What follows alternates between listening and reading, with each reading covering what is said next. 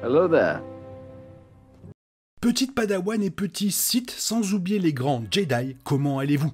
Qu'avez-vous ressenti en voyant ce que Bo-Katan a vu? Faites-le moi savoir dans la zone commentaire. Merci. J'ai vu le second épisode de la saison 3 de The Mandalorian avec Bo-Katan prenant beaucoup plus de place. Et donc, voici l'histoire de Bo-Katan et de sa famille et pourquoi elle manie le sabre mieux que Mando. Et c'est juste après ça. Let's go.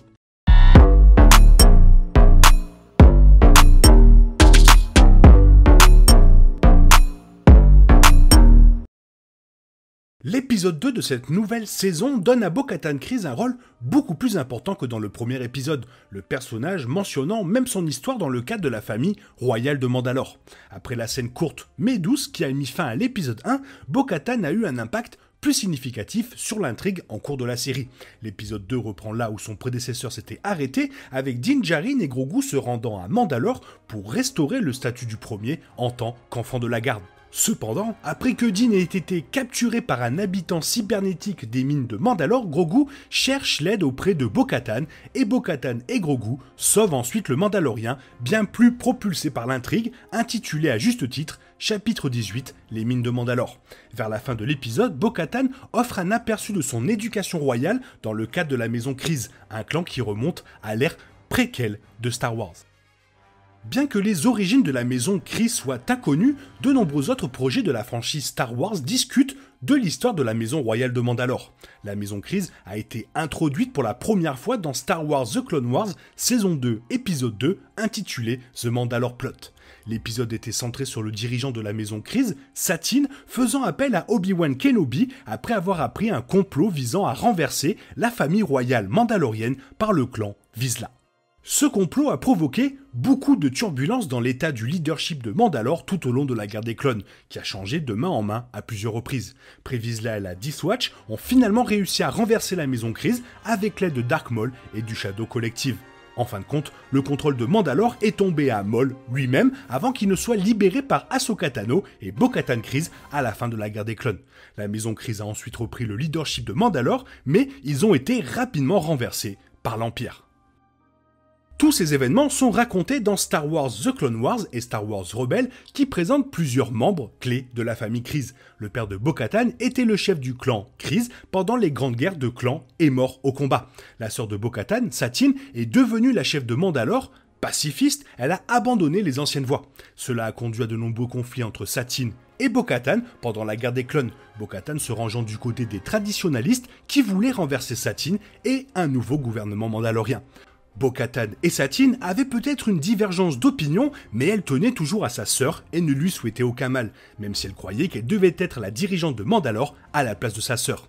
Satine a dirigé Mandalore jusqu'à ce qu'elle soit renversée par Dark Maul et Vizsla, tuée par Dark Maul dans un acte de vengeance contre Obi-Wan Kenobi. Le règne de la maison Kryze incombait à Bo-Katan, la plus ancienne membre survivante du clan. Un autre membre moins important de la maison Kryze, de Satine et Bo-Katan, est leur neveu, Korki. Il a suivi la direction de sa tante, s'entraînant pour devenir une figure clé de l'avenir de Mandalore et a tenté de libérer Satine de Maul et Vizsla avant sa mort. Malheureusement, il ne semble pas avoir survécu au temps sombre du règne de l'Empire. Et ça nous mène directement à la question, Bo-Katan est-elle la dernière membre de sa famille? Ces membres éminents de la maison Kryze étaient dispersés dans la chronologie de Star Wars. La question demeure de savoir si Bo-Katan est la dernière membre survivante de son clan à l'époque de la série. Et comme on le sait dans Star Wars The Clone Wars, Satine Kryze a été tuée par Maul, ce qui a conduit au transfert de la direction de la maison Kryze à Bo-Katan. Et à la fin de l'ère Clone Wars, les seuls membres survivants connus de la maison étaient Bo-Katan et Korki. Et tragiquement, dans la saison 2, épisode 3, Bo-Katan a révélé qu'elle était désormais la dernière de sa lignée. Cela signifie que Korki est décédé pendant des temps sombres. Le statut diminué de la maison Kryze semble symbolique de la chute de Mandalore dans la saison 3 de The Mandalorian. Et comme je parlais de Bo-Katan, je me suis dit pourquoi pas évoquer le sabre noir. Et alors que Din Djarin est peut-être le propriétaire actuel du sabre noir, Bo-Katan Kryze est toujours la meilleure pour l'utiliser. Din Djarin de Pedro Pascal a par inadvertance réclamé le légendaire Darksaber après avoir vaincu Moff Gideon dans la saison 2 et est également devenu involontairement le dirigeant légitime de Mandalore. C'est un rôle que Bo-Katan Kryze avait espéré récupérer en remportant le Darksaber pour elle-même. Selon Star Wars, le Darksaber doit être gagné au combat. De nombreux Mandaloriens semblent blâmer la purge de Mandalore parce que Bo-Katan l'a reçu d'une manière non conforme à la tradition.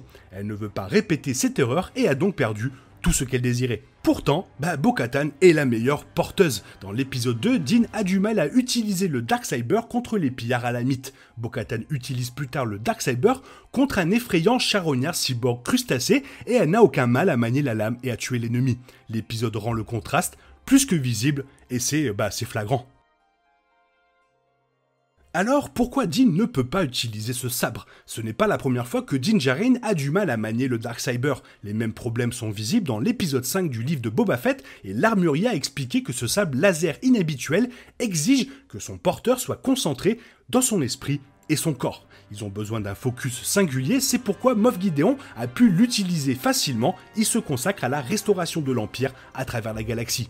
En comparaison, il a été sous-entendu que Djarin ne se considère pas apte à diriger Mandalore. En fait, il n'a pas l'objectif singulier en raison de ses relations conflictuelles et de ses luttes d'identité. C'est pourquoi le Darksaber a été si lourd pour Djarin qu'il s'est même blessé une fois comme on le voit dans le livre de Boba Fett. En tant que tel, il semble que les compétences de Djarin doivent encore s'améliorer pour la saison 3. Et du coup, ça nous amène à la question, pourquoi Bo-Katan peut-elle l'utiliser? Naturellement, les mêmes règles du sabre noir s'appliquent à Bo-Katan, bien qu'elle manie l'arme avec aisance contre le ravisseur de Djarin. C'est probablement parce que Bo-Katan a beaucoup plus confiance en son identité et en elle, même lorsqu'elle a perdu confiance en sa mission de restaurer Mandalore. Elle a très peu de problèmes à tuer le cyborg et à sauver Djarin, et rend le sabre noir sans presque aucune hésitation. Lorsque le danger est passé, bien sûr. Il semble que Din Djarin et Bo-Katan ne se battront pas pour le sabre noir, car il est vraisemblablement contraire au code d'honneur personnel de Bo-Katan de se battre en duel avec un allié. Ce code d'honneur contribue probablement à la capacité de Bo-Katan à utiliser également le sabre noir. Elle ne compromettra pas ses croyances, même pour sa mission, et possède donc un degré de cohérence interne qui manque à Din Djarin. Elle sait qui elle est, et elle sait ce qu'elle représente. Elle ne sera pas brisée par des circonstances indépendantes de sa volonté. En revanche, Din a compromis ses propres croyances, il a brisé son credo personnel à 2 reprises, en retirant son casque mandalorien. Il s'est peut-être racheté dans l'épisode 2, mais il est toujours en conflit dans son cœur. Donc, il ne restera qu'à Bo-Katan le choix de transmettre ce qu'elle a appris avec sa famille royale à Din Djarin pour le voir enfin manier correctement le sabre. Voilà, comme j'avais déjà parlé du mythosaure dans une autre vidéo, je ne voulais pas être redondant et donc je trouvais que l'histoire de la famille de Bo-Katan serait très intéressante pour vous.